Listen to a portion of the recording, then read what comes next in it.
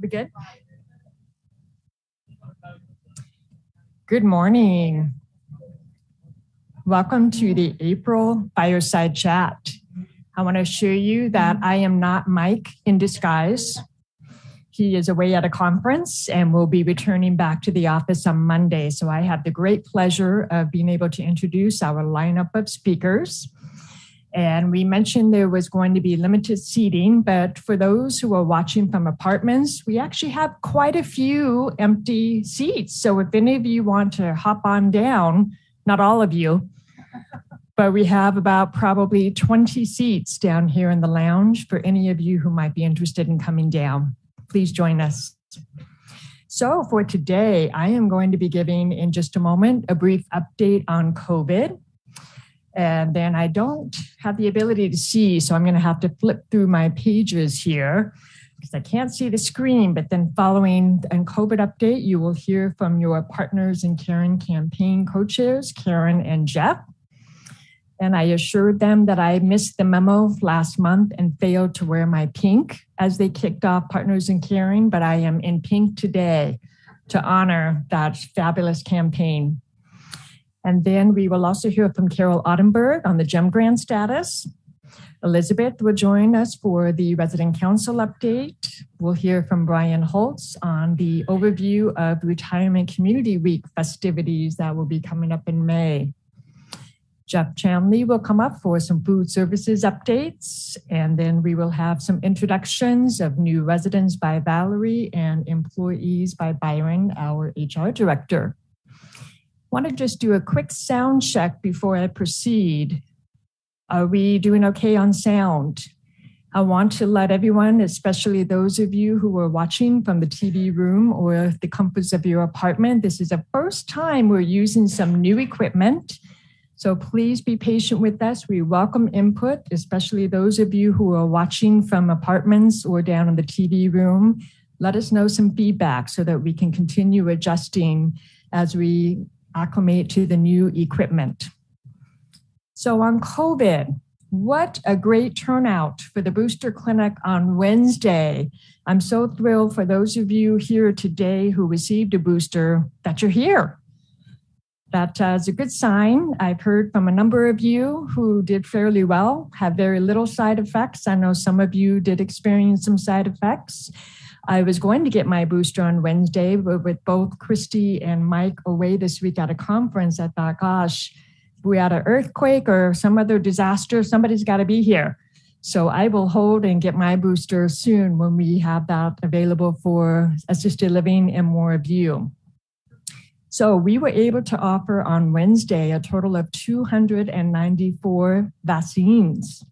Great number. I am so sorry. We were crushed to have to turn away a few of you towards the end. As we got down to the final wire, we were running between the 4 vaccinators. How many doses, counting the people left. And unfortunately, we ran out and did have to turn some of you away. So please be assured that we will be making another opportunity available for independent residents still interested, along with assisted living and staff sometime during the week of May 16. I'm hoping to get that confirmation from Bartell soon as to when that final date will be, but tentatively they have shared sometime likely during the week of May 16. We will let you know when that date is confirmed and open back up registration, same process as before, where you will contact reception and we will have consent forms available closer to that date. I want to also share that we will be sending out today to assisted living family members consent forms along with the memo so we can begin to collect those back from durable power of attorney. In terms of general data overall on the boosters to date, I mentioned already 294 came through on Wednesday.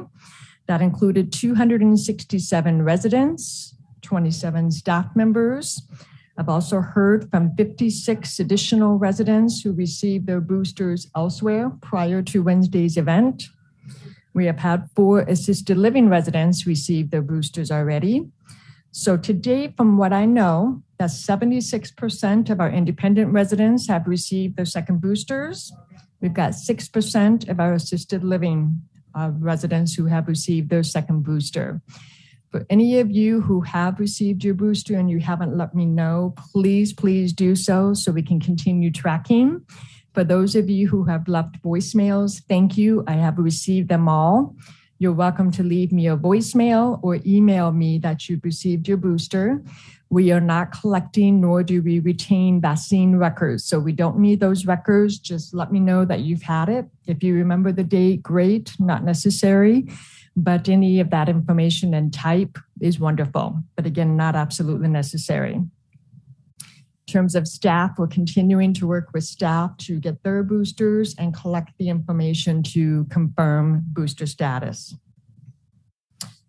In terms of the general state of COVID, so King County Public Health is a website that I track very closely in terms of looking at the more local region with respect to cases. And unfortunately, King County has tipped into a higher category. They are now in the medium category as defined by CDC, which means now there are over 200 cases per 100,000. So that tipped us into the medium category. We had been just a few short weeks ago, 50.5, 50.4 per 100,000. So the cases have climbed, unfortunately, with this BA2 variant that is circulating around the globe and certainly right here close to home. King County indicated that per this medium category, it doesn't necessarily mean or fundamentally change the outbreak condition, but it does tell us that the COVID-19 risk is increasing for individuals and for our general community. So King County is just recommending strongly again, because the case count is climbing, to continue with those vigilant practices that help lower our risk for contracting COVID. That is continuing to get your boosters if you haven't received them yet. It means being mindful of settings that you're in, both here at Horizon House and in outside settings to check on their air filtration. Want to have well-ventilated indoor systems as much as possible. They're also saying that outdoor is better in terms of the ventilation. So certainly as the weather is getting better, it will be easier for us to resume some gatherings with friends and family in outdoor spaces.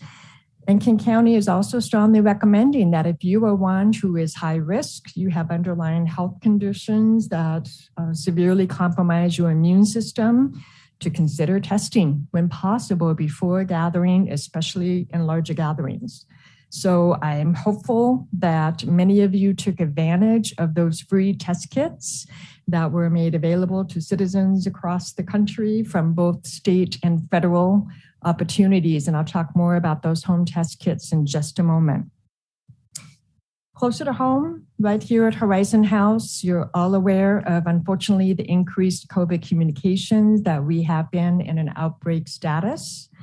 The first COVID case that we experienced with this outbreak status was identified in an assisted living resident back on April 9th. So we're getting close to a month since we started this. I can tell you we're getting a little fatigued up in assisted living right now. It's been hard. And thus far, we have had a total since that first case, 9 assisted living residents test positive for COVID, 5 independent living residents. I have 1 independent living resident right now in strict quarantine because of an infected family member where there's been a lot of repeated close contacts. So I'm a little concerned that we may be seeing another case in that individual. We're closely testing at the moment. We have realized 5 assisted living staff members positive, and most recently, yesterday, 2 independent living staff members. So we have a total in this outbreak thus far of 21 infected members of our community. So it is coming down. I think we're feeling a little more optimistic that we've gotten through the brunt of this particular outbreak, but I'm confident, and unfortunately, I'm confident that we will continue to realize more cases. This is the reality of where we are right now. And as more variants take off, and we can anticipate they will, there's some conversation around an XE variant that is really coming up overseas. That's going to probably make landfall in the States at some point. So, this is part of what we are living with. And so on that note, there was a question that came up recently about, should we be closing the Monday market when we had more cases a couple of weeks ago? Right now, the virus task force is working very hard to keep things open so that we can learn to live with this climate of communicable disease. So this is where your judgment and your self-risk is important to evaluate. How comfortable are you going to the Monday market where it is a little bit tighter space? How comfortable are you going to the different programs where there will be more people in an enclosed area? Rather than shutting down completely for everyone, unless we're mandated, of course, by King County Public Health, we want to try to keep things going. And you'll need to make an individual decision about what's most comfortable for you and your health risk. For now, we are staying the course with mask use at all times until we see those transmission rates come down. That's just the safest thing right now.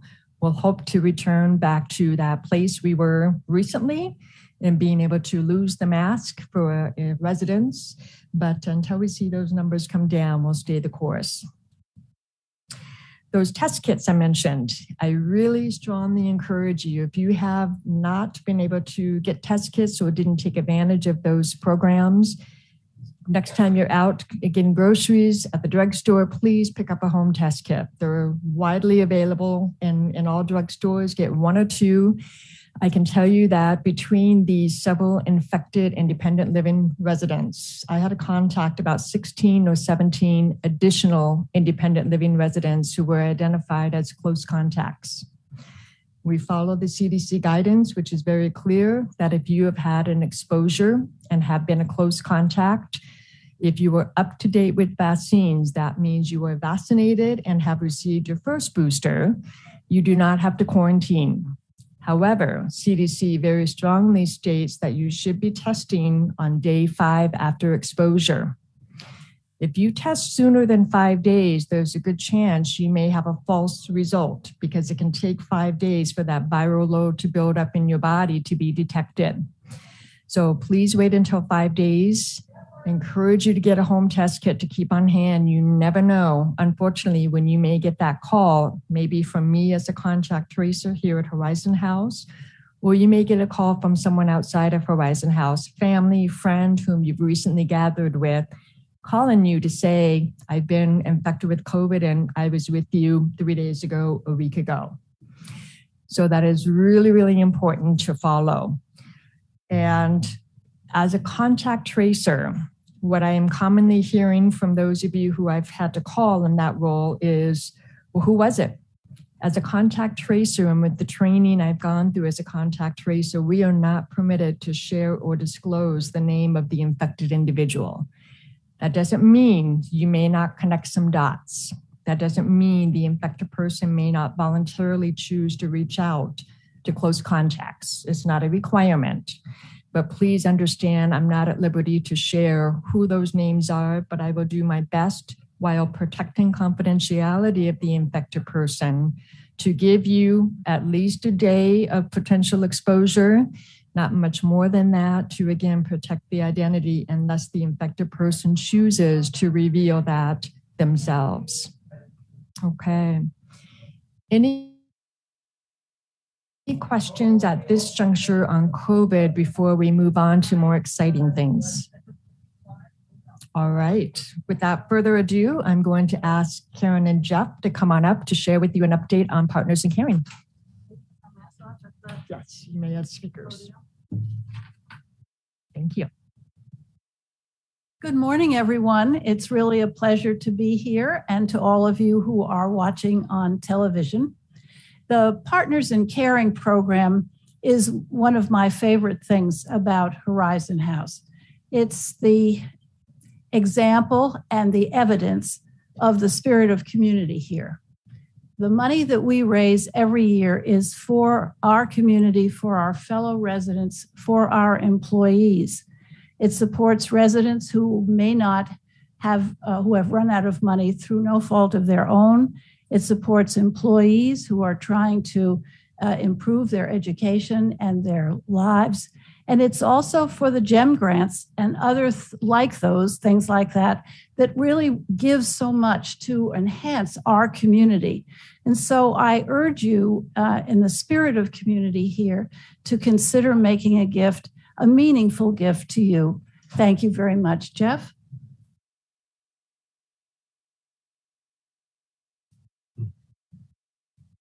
Well, good morning. I have I think, very good news.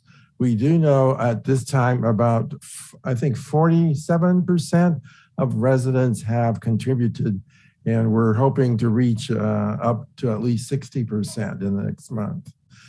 I just wanted to kind of remind folks how you can give to this important program we have here.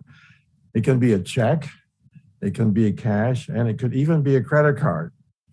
You can do stock transfers, and many of us probably are getting a required minimal distribution from our IRAs that also can be given through there.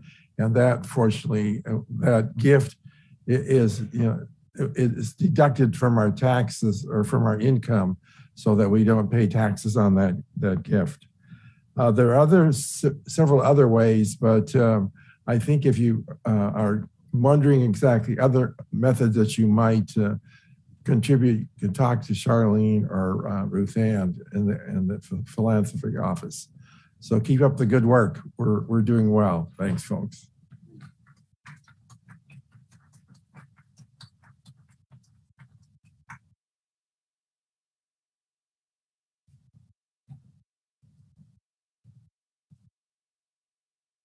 Am I allowed to touch this to bring it down or not? Thank you. Good morning, everybody here in the room and on TV, all the ships at sea. I'm so happy to be here today to give you a report on the recent award of GEM grants. I'm now going to look in the screen and see if it has anything on there.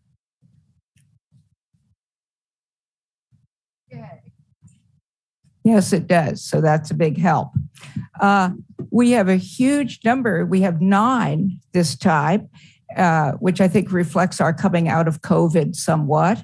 And I think that the diversity and the creativity of the grants, and a heads up to everybody who researched and wrote a grant, I think it really mirrors the vitality and diversity of the community here. So with that, I'm going to take it from the top.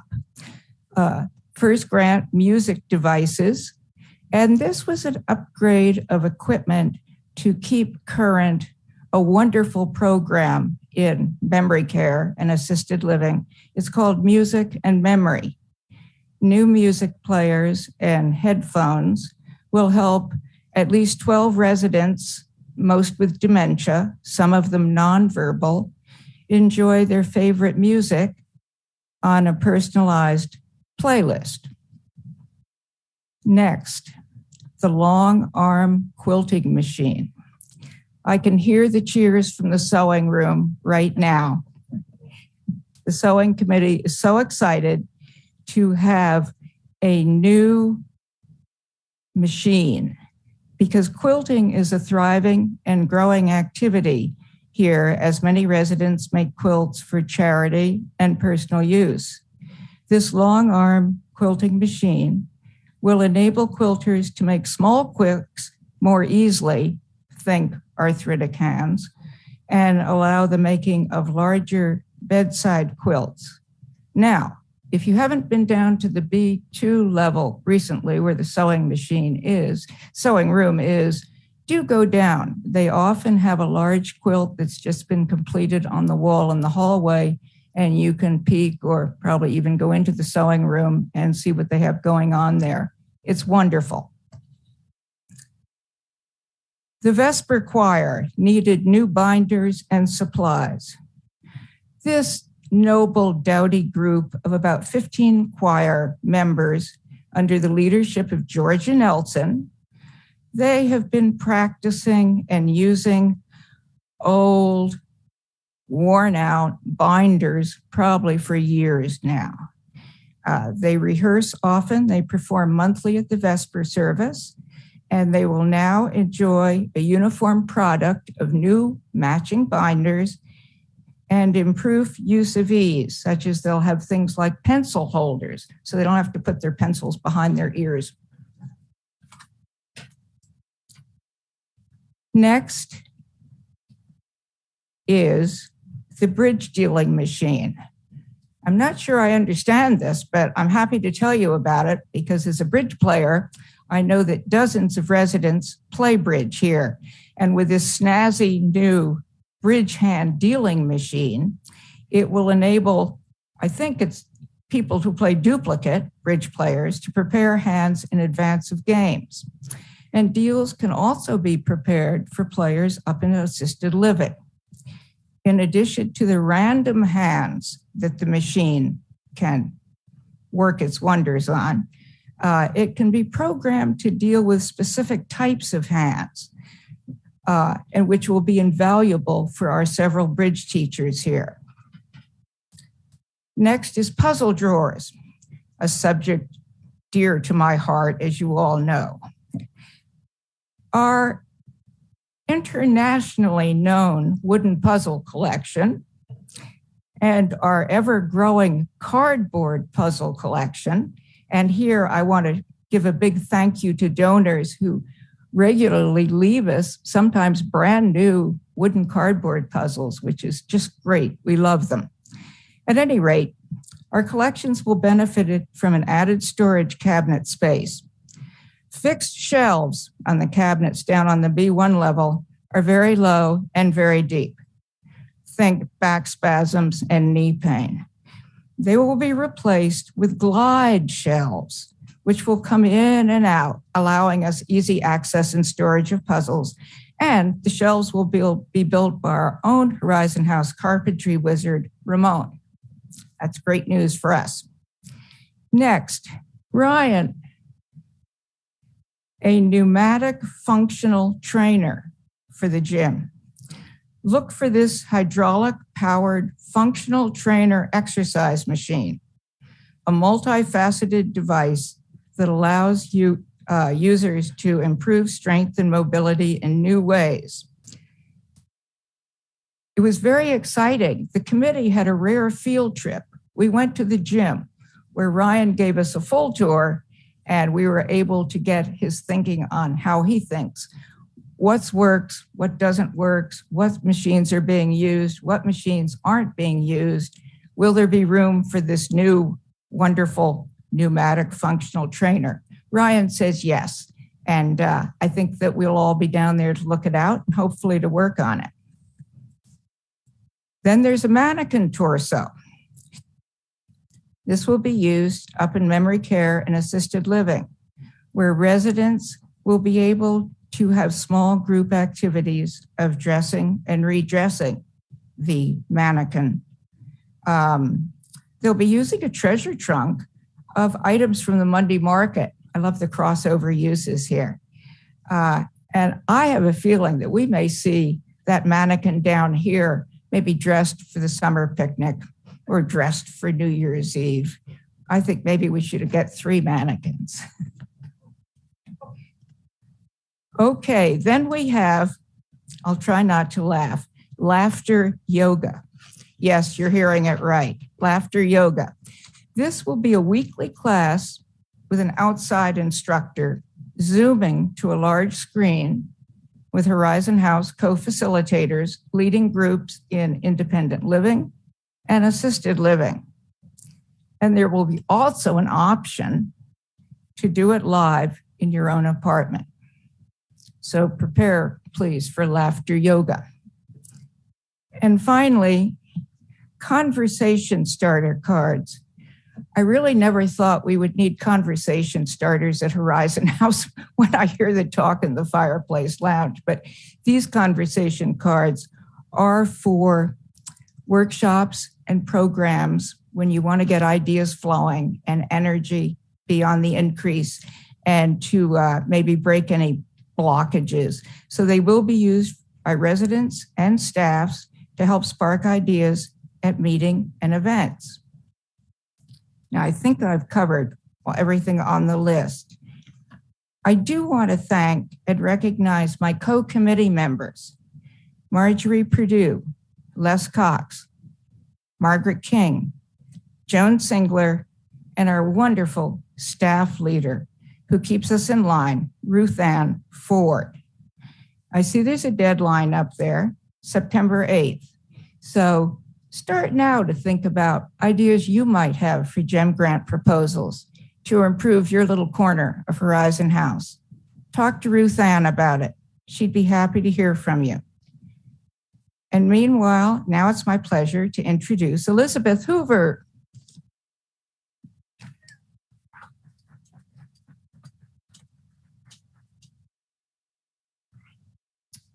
So, did you know, everybody, that there are just this week alone 18 events or activities listed in the alert, which are offered for your participation and enjoyment by various resident-initiated committees under the umbrella of the Residents' Council. This is the purpose for which the council was formed. And this is typical of the offerings which the council and its program leaders make possible for all of us for education and pleasure to enhance the quality of our lives here at Horizon House. The Monday Market, which we all enjoy frequently, was created by early residents for the sole purpose of funding these programs and activities the council recognizes. There should be a photo now about something that occurred this last week, thanks to the Environment Committee for their effort all last week to stimulate our thinking of ways we can care for our Earth. Thanks also to all of you who responded with written pledges and pinned them on the colorful clothesline in the Fireside Lounge. So to learn more about the workings of other committees, the Resident Council invites you to attend our monthly meetings, open to all, which occur on the third Tuesday every month. Watch for an announcement about next month. It may even be here, otherwise on Zoom. And replays of our meetings are going to be shown on H8TV regularly on the last Thursday of the month. Watch the alert again for timing of those replays.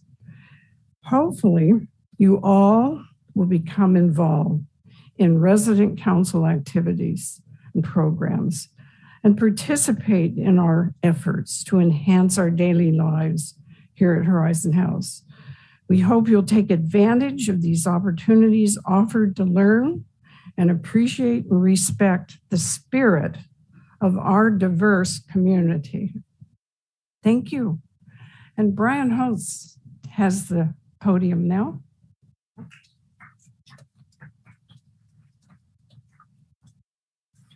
Thank you, Elizabeth. An example of our community when we hear about Partners in Caring and how wonderful that is, and all the GEM grants that we have and the activities that we have in all the meeting spaces. And here we are for the first time using this new space and this equipment, and how IT has helped us to stream it into your apartments. And so as we think about right over here next to us, Anderson Hall is in the process of getting refreshed for us. Just a little bit of an update that we do anticipate the Sky Lounge to be opened for us by the 1st of June. And so we're excited to be able to have that back. I am cautious on saying an exact date because as the date draws closer, Reese and I will be looking at certain events that are of larger size to place into that space, and then we'll be able to open that up for your enjoyment and to have that. So yet another aspect of Horizon House that's pretty special that I'm talking about is Retirement Community Week. It is a time where we celebrate each other and how special Horizon House is. And it is an opportunity for staff to appreciate staff. Residents have an opportunity to thank staff, and we thank residents. And so right here in the Fireside Lounge, we'll be setting up our Bright Spot card sales. And if you're not sure what those are a card that you can fill out, put somebody's name on it, and write a little note to thank them for why they are special and what contributions you appreciate of them. And then staff will distribute those. And so we'll have that happening Retirement Community Week that starts May 23rd, Monday through Thursday of that week. Every day we'll have the sales set up here in this space. And we have morning and afternoon times. And for 50 cents, we put a couple pieces of chocolate that everybody loves their chocolate on the cards, and then we'll distribute those on Friday to the staff. And then daily we'll be putting those in resident cubbies as they come in for residents. And so we're really excited for that to happen. And all the money that comes in for that goes to the Employee Emergency Fund. And we will have that set up so that you don't have to have cash. We'll have it so that if you want to make a purchase, it'll go right onto your statement. So we'll make it very easy for you to be able to thank one another and those that are in the community. And so as we do every year for Retirement Community, we have themes. And so on the screen, we'll see, I have some images of famous individuals on the screen. For Monday will be Hat Day. And we have our infamous folks that are up there showing off that you can wear your favorite apparel on your head so that don't worry about messing up your hair. It's Hat Day. It's very special. And then Tuesday, we're really excited to have Wild Wild West Day. And so get the spurs out, get your hat out, leave the horses in the stall, however, but it's Wild Wild West Day. And we're very excited to bring back the bake sale. That has been extremely popular, and that is a little fundraiser that people donate to. And it's another area where the resources from that go to the Employee Emergency Fund. And so we're excited for the bake sale. We'll have that in this space as well on Tuesday morning until all the goodies are sold. And then Wednesday is Sports Day. And we're pretty excited that you can wear your favorite swag on Sports Day. I think that we have somebody modeling that it's a Mariner player that we brought in for our modeling on Sports Day for Wednesday. And so it doesn't have to be a local team. If you want to go ahead and be a trader like Jeff and have a Denver Bronco jersey with Russell Wilson on it. We still love Jeff, but that's okay. And then Thursday, bring out the sunglasses and the tropical stuff. And it's our tropical day on Thursday. That'll be a day also for staff only. We'll be providing them a lunch. And so that'll be set up down just for an FYI for you down in the Parkview Lounge. We'll be setting up lunch that we do every year, a grab and go for the staff. So we're coordinating those details as well. We'll wrap up the week on Friday with our Horizon House theme day, where we have our new logo and colors that you can wear, colors of the logo, and show off your Horizon House theme day on Friday to wrap up the week. We aren't able to do the talent show this year. We were going to have me doing some tap dancing, but I'm tap dancing around that because I can't dance. But we'll be wrapping up the week on Friday and distributing the Bright Spot cards to our staff on that day. So more information will absolutely come on this. We just wanted to give you a heads up. Start looking forward and planning out your little outfits that you'll be wearing on all of those theme days. And so next, we're going to bring up Jeff to talk about dining services that we always love to hear about from his team. Jeff?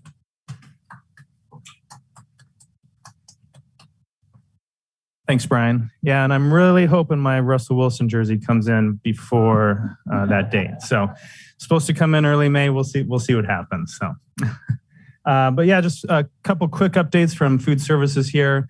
Like I always, want to start off. We just celebrated Easter. We had a really nice event that day. We have the pictures coming up. Yep, there we go. Beautiful.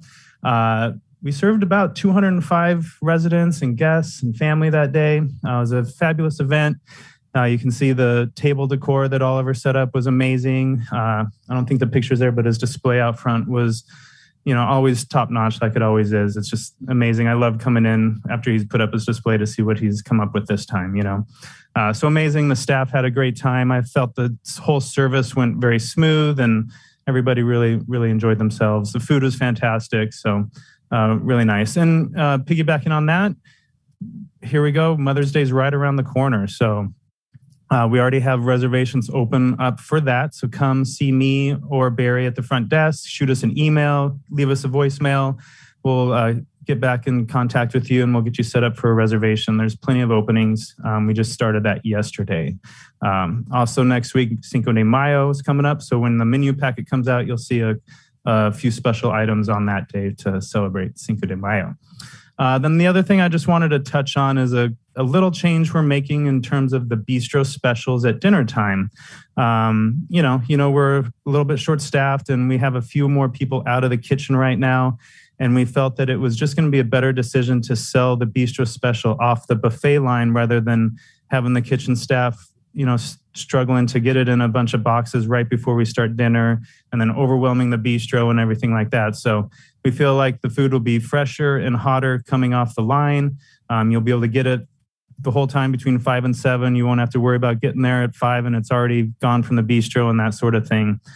We've been doing it actually all week this way, and we feel like it's been pretty well. It's kind of a little soft opening on that. So that's kind of where we're at with that. Staffing wise, still looking for that. I do actually have 2 servers in the mix getting hired. We're waiting for background checks and drug tests and that sort of thing. So we're getting a little bit of improvement on that. Fingers crossed, we hopefully get a couple cooks and then we'll be a lot closer to where we need to be. So that's what I got. And next up, we've got Valerie with some introductions. Thank you very much.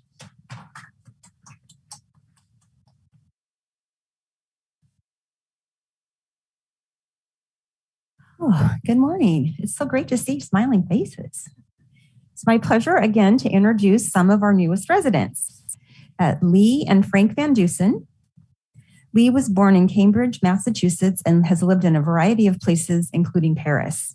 She earned her BA from Hollins University and MAA at American University. She's the founder of a textiles company that produces fabrics that are non-toxic, ethical, and sustainable. We thought for the Conservation Committee, we should include that. Her interests include cooking, traveling, and reading.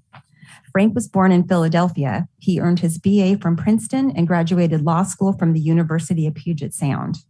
He's a retired lawyer and interested in hiking and cross-country skiing. Welcome, Lee and Frank. And Barry Eben. Barry was born in Los Angeles. He earned his BA from USC and has a PhD in clinical psychology from Purdue University. He worked as a psychotherapist and is a former crisis hotline supervisor and university counseling center director. Barry is interested in the arts, road tripping, poker, and watching sports. Barry follows in the footsteps of his mom, Sylvia, who lived at Horizon House, and is most looking forward to making rich connections with his new neighbors at Horizon House. Welcome to Horizon House, Barry. And next up, staff with Byron. Sorry.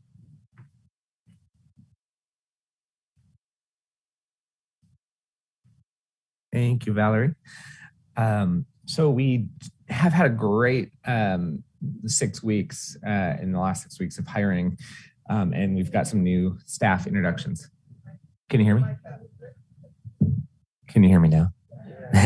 Sorry, guys. I'm losing my voice as well. I've been talking a lot, lots of meetings. So we've had some great hiring in the last 6 weeks, and on the HR team and throughout the community. And so I'd like to introduce a few of them. Unfortunately, they can't be here today because of our setting, but we have Javon Gartrell Hall. She is joining the HR team as our recruiter. So we have an in-house full-time 40 hours focused on recruiting, which is fantastic. So we're hoping that effort gets us much better positioned with our staffing. And then we also have Kenneth Woods, who joined us as an environmental services tech.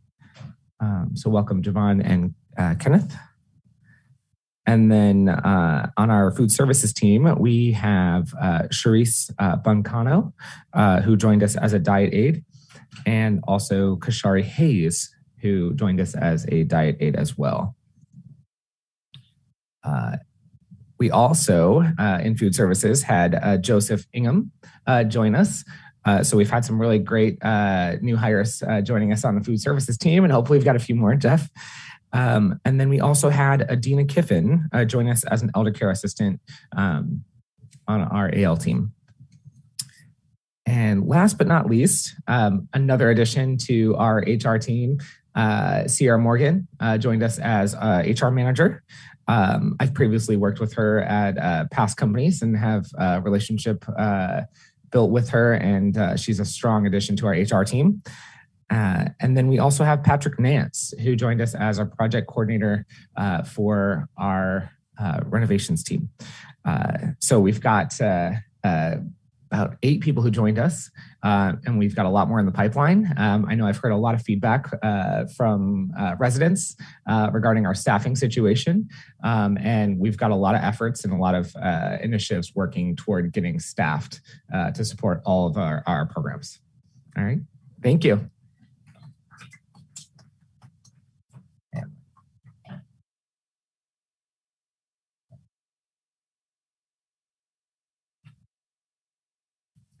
Thank you, Byron. Great new team members to HR. It's been a real delight to meet them all.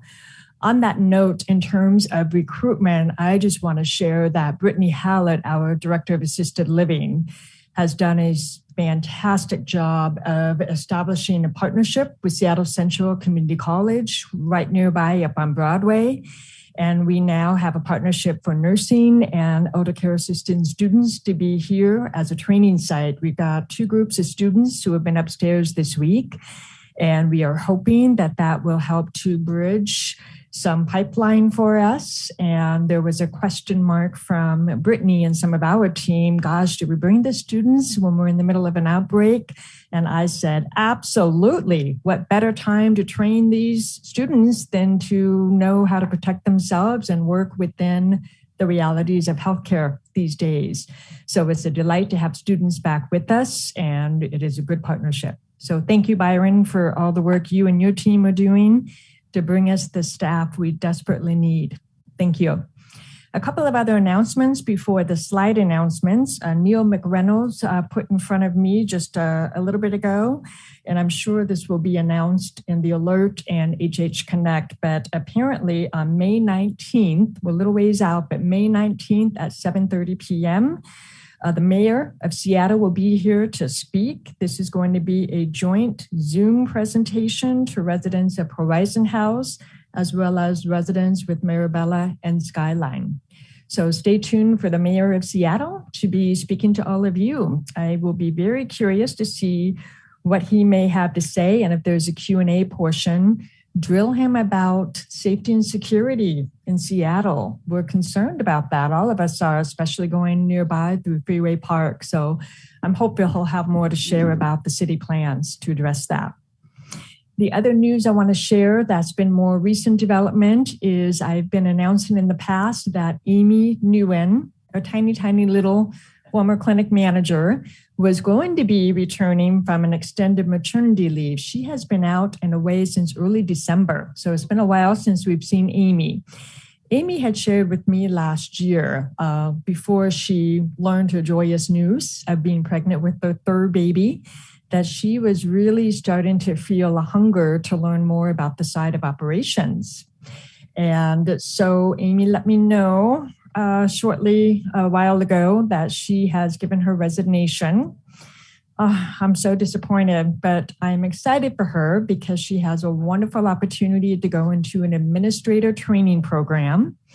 And she's already been accepted to be a future administrator at a small adult family home and assisted living community much closer to her home. So it's a great growth opportunity for her. She asked if she can continue contacting all of us to be mentors. And I said, absolutely. We always want to be neighbors and help colleagues. We're all in this together. It is a tough job, especially these days with the constant regulatory changes, staffing changes, guidance changes. And so it's a great opportunity for her. And she is up to the task and ready for this growth. So I'll be working to resort through some of the functions I've been doing while Amy's been out and figuring out what makes the most sense. In the meantime, please do continue letting me know or Erica Campbell if you are going to be away from Horizon House for planned surgery or out of the hospital. Let Erica or me know, because we do continue following up with hospitals and skilled nursing facilities for any of you who are off-site receiving care so that we can be prepared for discharge planning and what those plans may be for your return back to Horizon House. We want to be a resource and a support to ensure you have what you may need as you return back to Horizon House. For some final wrap up, we are going to be doing, today is the final day along with tomorrow morning to turn in any of your expired or unused medications. We've got several boxes ready to go. Tomorrow is a drug take back day.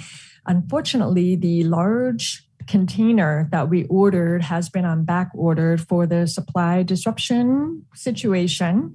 So because that has not yet arrived and been installed, Erica has graciously opened up her office. She will be accepting any of your unused expired medications today between 1 and 4 p.m. And she will be available again tomorrow from 11 a.m. to noon. And feel free to black out your name, any identifier information on your prescription bottles. Feel free to bring them on down to Erica on B1, just before the gym space. I've boxed up 4 boxes of medications. So this is a good opportunity to clear them out. And when we get the new container, which hopefully will be soon, it's going to be a fairly large, probably close to the podium height. At this point in time, it will be secured to the wall, so none of you can run off with medications for vendors or staff. At this point in time, if the wall infrastructure supports it, we're looking to install the container on the way into the pool room nearest Erica's office, right next to a couple of storage rooms. If that place doesn't work from a wall perspective, the second backup plan will be on the other pool entrance wall across from the soda machine as you go up the ramp and exit into the central tower. So we'll put out communication when that container has arrived and been installed so that you can securely deposit in there at any time of your choosing expired medications. And last but not least, there are some small resident group sessions that are going to be coming up beginning next week. Tuesday, May 3rd, 10 a.m. and 2 p.m. And again on Wednesday, May 4th and 9th at 9 a.m. and 10:30.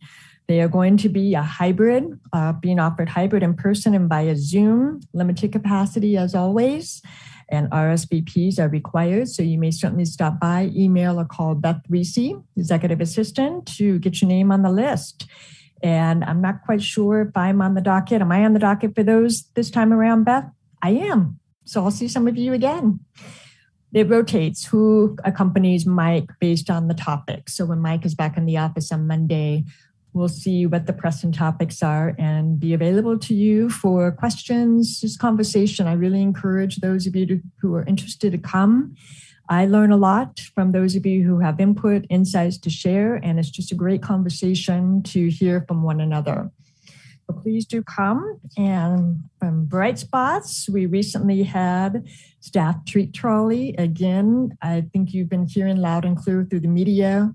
Just as we give a lot of focus to residents and welcoming residents, it is imperative more than ever that we do that same rollout and good care of our staff for employee retention. We've always done that, and it's even more important to continue remaining focused. So we do find opportunities through an employee recognition team, which is comprised of staff from across the organization to honor staff, do some little treats every now and then. And this was a recent staff treat trolley where fruit was handed out. In the past, there were some gardening seeds handed out.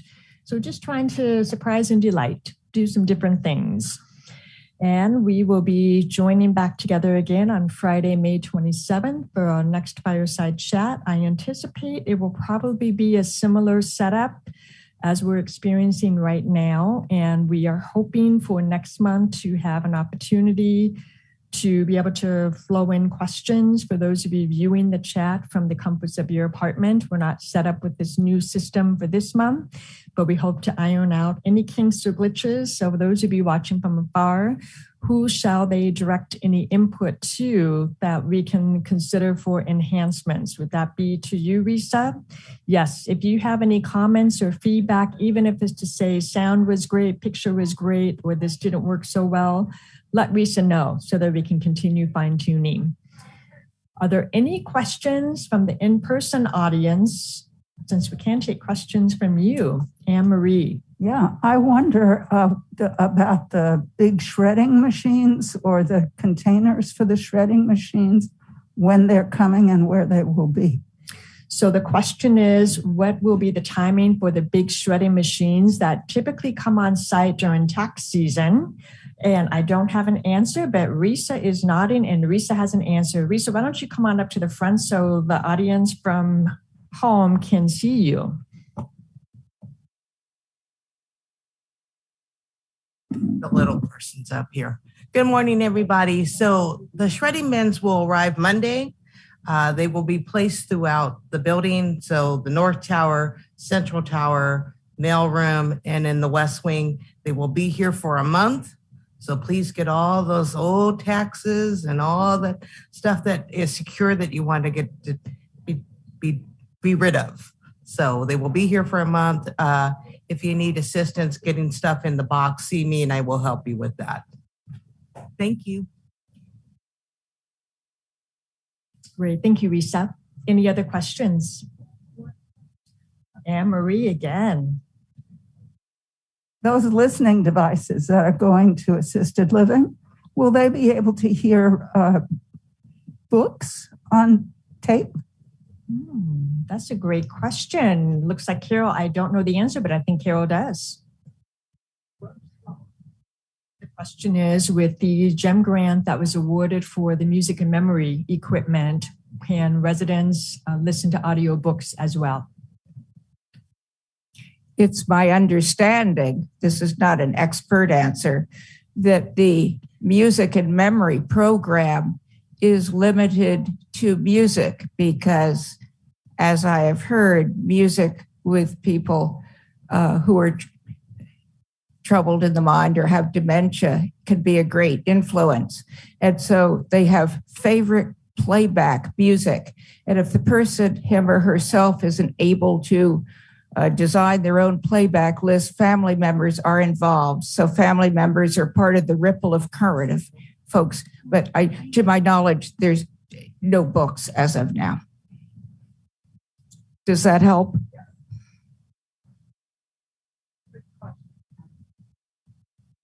Good question. Thanks, Anne-Marie. Any other final questions? All right. We are ending for a change actually before 11 o'clock. So thank you all for coming. Thank you for those of you watching from your comforts of your apartment. Have a great rest of the day and weekend, and we'll see you soon. Bye-bye now.